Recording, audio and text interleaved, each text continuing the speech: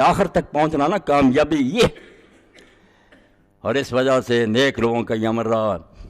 امام ابن حجر فتح الباری میں لکھتے ہیں کہ حضرت عبداللہ ابن عباس رضی اللہ عنہ آخر عمر میں وہ جا رہے تھے نا طائف میں، وہاں ہی دفن ہوئے. جا رہے تھے، راستے میں خبر ملی، سوار تھے، ایک شخص نے خبر دی کہ آپ کے بھائی جو تھے قسم وہ تستر میں شہید ہو گئے، وہاں شہادت پا گئے، جہاد پر گئے ہوئے. آپ اسی وقت راستے سے الگ ہوئے. قرآن کو مانتے تھے، یا ایھا الذین آمنوا استعینوا بالصبر والصلاۃ، کہ اگر کوئی حادثہ پیش آ جائے تو علاج نماز اور صبر سے کرو، نماز پڑھو اور حوصلہ کرو. ادھر ہٹ گئے، 2 رکعت نماز پڑھی اور بعد میں کہا اللہ تو نے حکم دیا کہ جب کوئی مصیبت آئے تو نماز اور صبر سے مدد لو.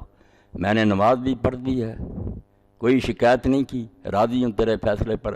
اب تو نے وعدہ کیا ہے 3 انعاموں کا، یہ آیت جو ہے کہ صلوات ہوں گی، رحمت ہوں گی، اہتداء ہوگا. میں نے کر لیا جو تو نے کام کہا ہے، اب 3 وعدے جو ہے نا وہ تو نے پورے کر دینا مجھے یہ 3 باتیں. اور مفسرین لکھتے ہیں کہ ایک صحابیہ تھی ام عقیل انصاریہ، مصائب سے کوئی نہیں بچ سکتا، یہ دنیا دارالمحنہ، یہاں کچھ ہے نا اس کی مرضی کے کام ہوتے ہیں، نہیں یہ خدا کا یہ کام کہ وہ اپنی مرضی پوری کرتا. بندے تو بہت چیزیں چاہیں گے نہیں ہوں گی، چاہیں گے کاروبار میں نفع اور نقصان ہو جائے گا، وہ چاہیں گے یہ بچہ بچ جائے مر جائے گا. تو یہاں کوئی شخص ہے نا کہ میری خواہشیں پوری ہوں، نہیں ہوں گی، اللہ اپنی مرضی پوری کرے گا. تو طریقہ صرف یہ ہے کہ وہ اللہ کی مرضی کے ساتھ ہو جائے کہ میں جو چاہتا ہوں میں نے چھوڑا، جو تو چاہتا ہے وہی ٹھیک ہے.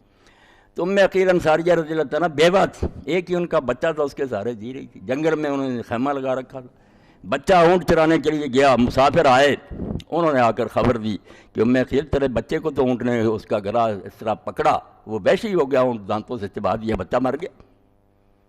ماں نے کوئی چیخ پکار نہیں کی، اٹھی، وضو کیا، 2 رکعت نماز پڑھی، دعا مانگی. یہی بات کہی ابن عباس والی کہ اللہ تو نے 2 باتوں کا حکم دیا، میں نے کر دیا، باقی 3 وعدے جو تیرے ہیں وہ پورے کرنا.